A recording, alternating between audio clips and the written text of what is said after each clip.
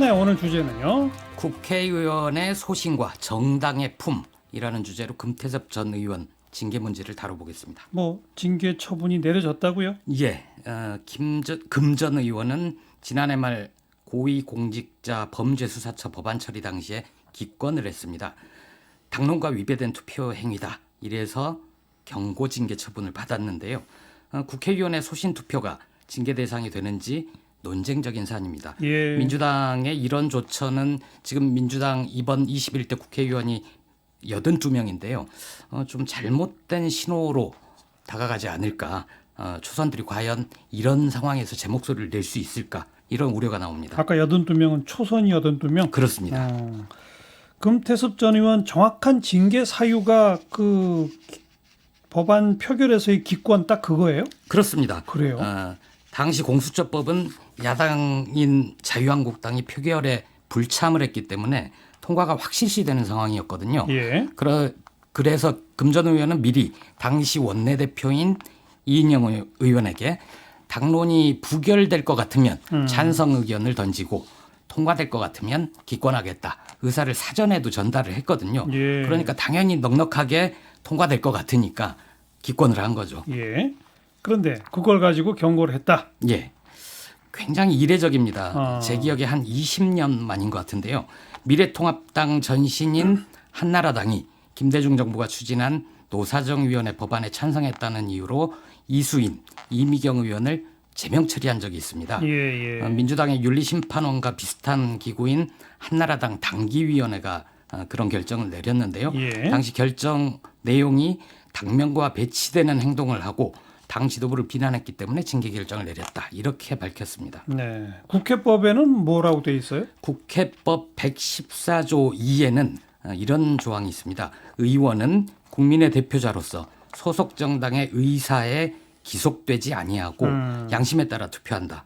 이게 2018년에 개정이 됐고요. 이게 딱 소속 정당의 의사에 기속되지 아니하고라고 그렇죠. 써 있군요. 예. 예. 헌법에도 국회의원은 국가 이익을 우선하여 양심에 따라 직무를 행한다. 이렇게 돼 있습니다. 아하. 그래서 조응천 의원도 오늘 김현정의 뉴스쇼에 출연을 했죠. 이 조항을 언급하면서 국회의원이 자기 소신을 가지고 판단한 걸 당이 징계하는 걸 본 적이 없는 것 같다. 그러게요. 이미 경선에서 탈락했고 낙선을 해서 책임을 졌는데 어떻게 낙천했죠, 더 낙천. 낙천을 했는데 어떻게 책임을 지냐 이런 얘기를 했습니다. 예. 미래통합당은 여러 얘기를 하고 있습니다. 하태경 의원, 김기현 의원, 무소속인 윤상현 의원까지 국회가 정부 출장소냐, 의원이 거수기냐 이런 비판을 하는데요.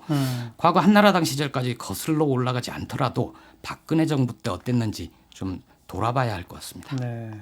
윤리심판원이 징계를 경고를 한 거잖아요. 예. 이게 당 지도부의 의지가 실린 거로 봐야 됩니까? 일단 시작은 일부 권리당원들이 지난 2월에 제명 청원을 한 데서 시작을 했습니다. 윤리심판원이 독립기구여서 당 지도부가 이래라 저래라 하지는 않았을 것 같습니다. 그런데 오늘 이해찬 대표 말을 들어보면 당 지도부와 교감이 좀 있지 않았나 하는 생각도 듭니다. 뭐라고 했는데요? 이해찬 대표는 당론에는 두 가지가 있다. 강제적 당론이 있고 권고적 당론이 있는데 아하. 강제 당론은 따라야 된다.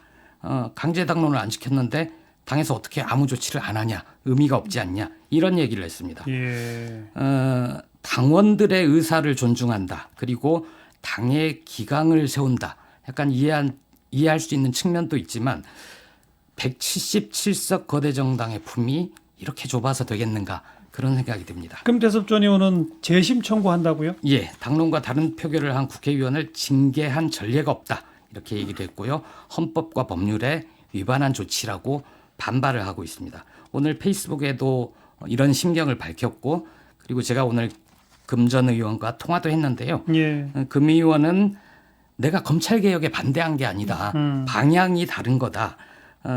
이견을 제시했던 이유로 징계를 받는다면 민주정당의 가치에 반하는 조치 아니냐 이러면서 또 과거 검사 시절 검찰에서 경고 비슷한 걸 받았던 얘기를 하기도 했습니다. 예. 그러니까 검찰 개혁의 방향에는 동의하지만 방법론의 차이다. 그렇습니다. 공수처는 자긴 동의 안 한다? 예. 뭐예요? 금 전 의원은 기소권과 수사권을 완전히 분리하는 쪽으로 검찰 개혁을 해야 된다. 예. 이 검찰 개혁을 위해서 검찰보다 더 강한 기관을 만드는 것보다 검찰의 힘을 빼는 것이 좋다. 그리고 페이스북 글에서는 이런 내용도 얘기를 했습니다. 당론으로 관철한 선거법의 결과가 어떻게 됐느냐. 우습게 위성정당 만들었고 다시 또 고쳐야 되는 상황 아니냐. 예. 결과로서 얘기를 해야 된다. 이런 얘기를 했습니다. 자신의 검찰 때 경험도 얘기를 했는데요. 특수부 검사들은 보통 기획수사를 하지 않습니까? 그죠. 한 달 정도 일을 안 하고 있으면 뒷골이 좀 당기답니다. 그래서 수사관들 같이 일하는 수사관들 쪼기도 하고 그러면 수사관들이 나가서 첩보를 물어오고 그래서 이제 그림을 그린다고 하죠. 억지로 사건을 만든다. 그렇죠. 예. 그리고 이 수사관들이 아마 검찰 일을 했던 수사관일 가능성이 있는데 검찰을 견제한다고 만들어놨지만 검찰과 정보 공유를 하면서 오히려 결과적으로는 검찰과 공수처 이 합쳐져서 힘이 더 권한이 세질 수도 있는 거 아니냐. 알겠어요. 이런 얘기를 합니다. 어쨌든 그건 이제 금태섭 전 의원의 개인적 의견인데 그렇습니다. 좌우간 그래서 자신은 공수처에는 동의할 수 없고 예, 기소권 수사권의 완전한 분리만 찬성할 수 있다. 그렇습니다.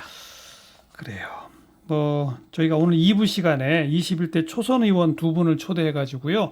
또 청취자 여러분의 전화도 받고 21대 초선 의원들한테 할 말 있는 분들 같이 방송을 좀 꾸미기로 했습니다. 서울 지역 전화 2654-2601부터 2603번까지 전화번호 기억해 두시길 바랍니다. 뉴스 사이다였어요.